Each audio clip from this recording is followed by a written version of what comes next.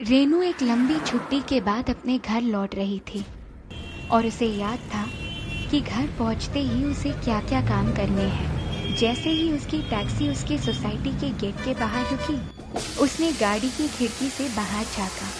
Society के gate के बाहर लगे ट्रांसफार्मर के नीचे राकेश की सिलाई मशीन रखी थी, लेकिन राकेश वहां नहीं था।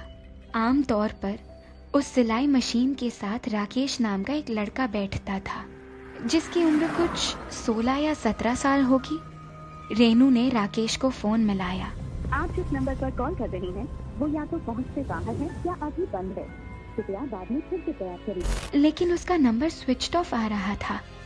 रेनू जानती थी कि राकेश काफी लापरवाह था, लेकिन वो ये भी जानती थी कि वो अपने घर में अकेला कमाने वाला है, इसीलिए पूरी सोसाइटी अपने कपड़े सिलने के लिए राकेश को ही देती थी। सफर की थकान से रेनू रात को जल्दी ही सो गई, लेकिन अचानक उसकी नींद टूटी। घड़ी में देखा तो रात के 1 बज रहे थे। दरवाजे पर कोई था। रेनू ने दरवाजा खोला तो सामने राकेश खड़ा था। एकदम सहमा हुआ। कहाँ है तू? फोन क्यों बंद आ रहा है तेरा? तूने मेरा सूट सिला या नहीं? नींद और गुस्से से भरी रेनू ने उससे पूछा। दीदी, मैं बहुत मुसीबत में हूँ। पता नहीं मेरी सिलाई मशीन कहाँ चली गई। उसके बिना मैं काम कैसे करूँगा, कमाऊंगा क्या? प्लीज दीदी, मेरी सिलाई मशीन ढूंढवा दो दीदी। राकेश रेनू के सामने गिड़गिड़ाने लगा। रेनू को राकेश की मदद करने का एक ही तरीका सुझाई दिया। चल, मैं सोसाइटी के गार्ड से पूछती हूँ। इस पर राकेश डर गया। नहीं दीदी, भोला भैया तो मुझे वैसे ही गालियां देता है, आप उससे बात मत करो। राकेश ने इतना कहा और चला गया। अगली सुबह रेनू ऑफिस जाते वक्त सोसाइटी के गेट पर बने गार्ड हाउस में गई। उसने ट्रांसफार्मर के नीचे देखा तो राकेश की सिलाई मशीन वहां नहीं थी, बल्कि उस ऑफिस में रखी थी। अरे, ये मशीन यहाँ क्यों रखी हुई है? राकेश इसे ढूंढ रहा है। कल रात से मेरा दिमाग खराब करके रखा है उसने। रेनू ने वहाँ बैठे भोला से पूछा, जो सिक्योरिटी का हेड था। क्या कह रही हो दीदी? अरे, ये मशीन तो मैंने ही यही रखी है कल शाम से। भोला ने चौंकते हुए रेनू से पूछा।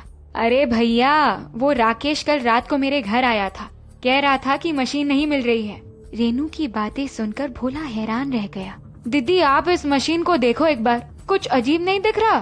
भोला ने मशीन की तरफ इशारा करते हुए कहा। अचानक रेनू की नजर राकेश की सिलाई मशीन पर गई।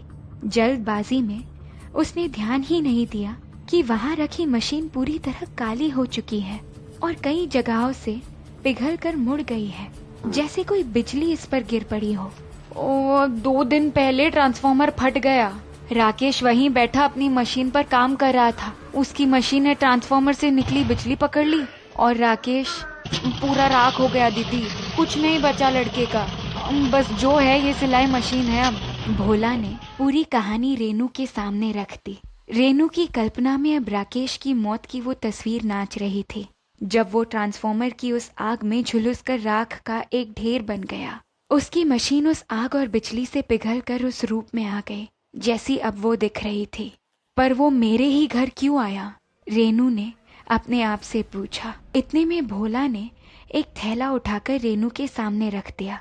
दीदी, हादसा होने से पहले राकेश ने ये आपको देने के लिए मुझे दिया था, आप घर पे नहीं थे ना? भोला ने कहा। रेनू ने थैला खोलकर देखा तो अंदर उसी का सूट था जो राकेश ने मरने से पहले सिलकर खत्म किया था। ऑफिस जाने से पहले रेनू ने सिलाई मशीन उठवाई और राकेश के घर पहुंचवा दी। वहाँ का हाल देखकर उसकी आंखों में आंसू आ गए। राकेश की बीमार माँ और उसकी 5 साल की बहन वहाँ बदहवास बैठे थे। रेनू ने उन्हें कुछ पैसे दिए और वहाँ से चली गई। उस रात नींद रेनू की आंखों से बहुत दूर थी कि अचानक एक आवाज ने उसका ध्यान खींचा। दरवाजे पर कोई था। रेनू ने दरवाजा खोला तो सामने राकेश खड़ा था, लेकिन ये राकेश एकदम झुलसा हुआ था। दीदी, राकेश ने कहा, मशीन मिल गई, आपको अपना सूट मिला क्या? सुबह रेनू की आंख खुली तो वो दरवाजे पर ही पड़ी हुई थी। उसने ये कहानी मुझे बताई और मैंने आपको क्या लगता है, क्या राकेश